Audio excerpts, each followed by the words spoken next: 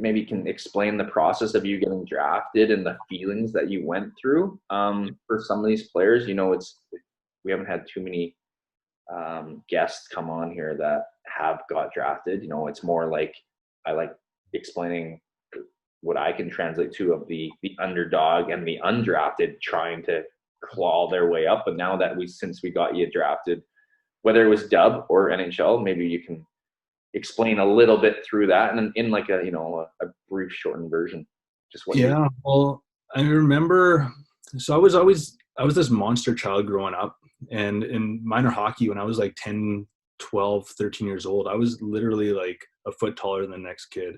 So the minor hockey came easy for me, and I was playing in those was it spring leagues at the time. My parents, they had really no idea. They have no clue over hockey, and they signed me up for a spring league. And I think we were like down in Richmond or something, or in Burnaby at the 8 rinks. And that's when I got noticed with an agent, or no, sorry, not an agent, but a scout from Spokane. He approached my parents, and that's when I didn't even know what like scouts were at the time. And come to find out, I got drafted third round with Spokane Chiefs. And then I was like, okay, cool. The Kamloops Blazers, I grew up watching them. They were like, my idols, like huge 2 Cups back in the 90s when I was just a little kid. And I'm like, oh, this is great. Knew nothing really about Spokane, knew nothing about anything there. And so I got drafted, and they're doing like the tour through town. And it was Mike Babcock plus the physio guy. And I was, I think, 15 at the time. And they're doing a fitness test. And did I work out when I was a kid? No, I was active, but did I work out? And he got me I had to do a VO2 at a local gym. And after like 4 minutes of riding the bike, he was basically like, all right, you're going to pick this bike up and you're going to carry this bike home because you need to get in shape. And that's when I like flipped the switch. Oh, that's funny. Yes. For the followers, maybe you can, I've done the VO2 myself as well, but maybe you can explain like the VO2 a little bit. Yeah, the VO2 is a bike test essentially where I believe every like 2-3 minutes they up the wattage. So you'll ride at 150 watts for 3 minutes, and then they up it to 200, and then you just try to go as long as you can. And it gets harder and harder to the point where when you got a tube down your throat and they're measuring your oxygen levels, and they're measuring your lactic acid and everything that's being built up, and it's a hard test. The Wingate might be harder, and those are tests. The Wingate, I think, in my opinion, was harder, but yeah. So this is the second kind of story growing up. So that's when I learned that I had to be like more in shape, and that dedicating fitness was going to be important. So I ended up playing it as an underage in Spokane under Mike Babcock, and that's when moving away at 16 is the first challenge. But you have to that's where I learned to grow up real quick. And Mike Babcock, and actually the assistant was Bill Peters, and for my development, and he was an assistant coach there, and he worked with the D. He was great for not just making me a better player, but to making me, grow up and be a human, to take care of myself. So after 2 years there, I got invited to Central Scouting's Combine down in Toronto as the top 100 up and coming prospects for the draft.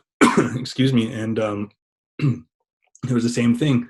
I had to do those bike tests. But now, as a young kid, I'm 17 years old, they strip you down. You're sitting in shorts, and then you got to go Wingate, and then you have like a 3-minute break, and then you got to go VO2.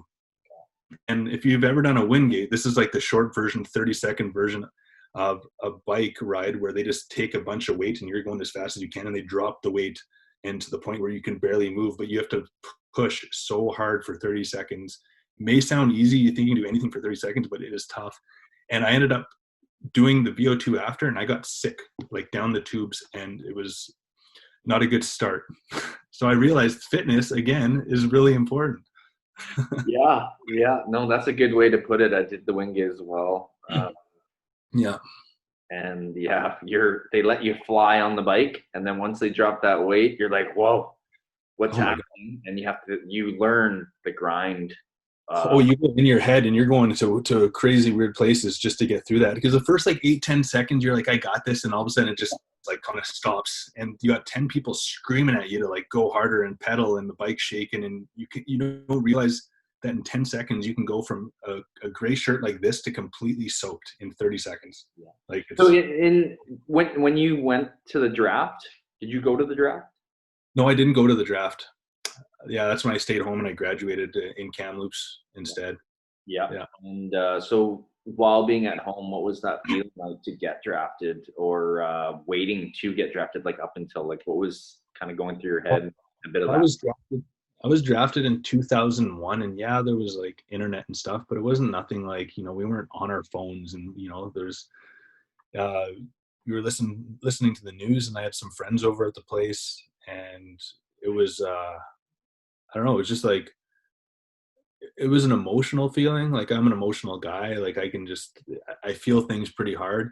And it just realized like all the work that you put in, all the work that your parents do, all the fitness and sacrifice that you make and your family makes at that young age, it all came, rushing at the same time. And to top off, graduation the same day, it was just yeah, a flood. And then you get the calls your buddies are calling you and the grandparents and everyone. It was more or less like a moment for like the whole family to be proud, Yeah. which was cool for me. Yeah. Yeah. No, that's very cool. I mean, third round, especially. Can you name off a few of those players in that draft that you can remember? I think Kovalchuk was the first overall guy. Oh my goodness, who did go? This is so long. I mean, I've had like 6 concussions, so my memory is really bad. Yeah. I think Jason Spezza was my year. Yeah. So back then, okay. What was an eye-opening experience from your career that some of these kids can relate to? Eye-opening experience. Yeah, just I'd say when I first moved away at 16, I had my car packed so fast. I wanted to move down to Spokane as soon as possible. I'm like, this is the next step. I want to reach my dreams, make it to the NHL. And I was pumped. Like, I was like, I get me down there. And for one, I didn't have a vehicle. My parents dropped me off. And then I didn't have my full license yet when I first got there.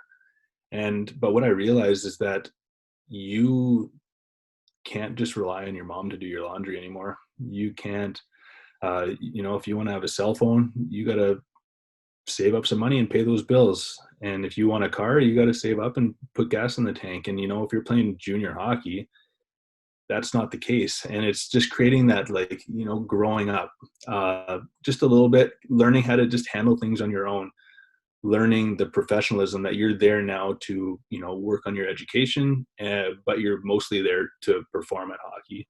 And it's freedom. I thought that when I came back at Christmas time from going to Spokane, you leave at end of August for training camp, and at Christmas time I came home and my parents were like, whoa, what happened? Because I was just like, I grew up, and you're hanging around with 20-year-olds every day, and you have no choice to grow up. If you want to make it, you have to, like, you got to get over your fears of homesick and all those things. They're completely normal, and there's a time frame to handle them. But just the grind of, it's the next step to professional hockey, and it's work and dedication. You're watching video, and even I don't know what it was in minor hockey. We practiced twice a week, and you have maybe a couple games. And I was like, workouts and 2-a-days and school, and at 16, 17 years old, girls, like, and you're going in all different directions, and your parents aren't there to like shut you down. Luckily, I had great billets, and and Spokane did a great job too. Like, I don't know, keeping us in check. They had an unbelievable organization, probably the most professional that I've ever been a part of, including like my 11 years professional hockey. So, Did you? So my old coach Ryan Thorpe in Surrey. Did you play with Ryan Thorpe at all? in Spokane, we played together. Thorpe, that's awesome. Yeah. Yeah. Just to speak with him and Yeah. talk to the Spokane management as well, as what it sounds like. Yeah. Yeah. So like you said, growing up, very crucial. That whole maturity process, of course, maturity happens through our whole lives. But for these kids and players, especially young, even if they're like 10, 11, 12 years old, it all matters a lot for them to learn these things and mature for when they may possibly move away. These days, kids are moving when they're 14, Yeah. 15. Um, Hmm. and, even back when I moved when I was 16, like, yeah, exactly what you're saying. Need to be able to do things on your own, Hmm. maybe whether it's cooking the basics, Yeah. or doing your laundry, because sometimes, billets may not be able to do that for you all the time or even at all. I Uh, think it's important to let your kid fail. Learn these lessons. Like nowadays too. I mean, I have two kids myself, and you want to like guide them and support them, and you want to make sure everything that they're happy all the time. But sometimes it's like let them learn from their mistakes. Let them go out there and fail. And hopefully, if you've done a good job raising that kid, and they're asking for help, they're going to come back to you to ask for help. But more times they're going to learn and they're going to maneuver through life and they're going to gain new skills from like failing, like making mistakes. It's fully okay. yeah, And and the struggle, right? Like, I mean, just because you struggled doesn't mean you're failing. If you're no, struggling, it's just that process of uncomfortable, and yeah, depending what age you are, you got to get comfortable with the uncomfortable. Is what we all, you get out know. of your comfort zone. That's where that's, And I find with this on ice spring and summer sessions, especially even say the 6 to 8 year olds, we're doing drills that are can be complicated for some of these players. They're not learn to skate players. They're yeah, definitely the higher, there's, yeah, the ones that want to improve and the more serious players. And some we have very good young players. I guess you could kind of call them at that age elite players for their age. But it's these drills. Some of them is they struggle not only to be able to do it, but sometimes they don't even know what to do. And there's enough coaches out there to be able to help them once that's needed. But I just mentioned to the parents that you need to start that teaching and coaching the that technique at such a young age. I feel, yeah, you don't want them freaking out and crying that they don't want to play hockey anymore. But I don't think at all that was the case for any of the players. They were loving these drills that were going on, yeah, and they were struggling at different times, whether it was not knowing what to do on the drill, or the actual stick handling part or skating part to it. They didn't know, but we had enough coaches out there to be able to just talk with them and show them and give them tips and advice.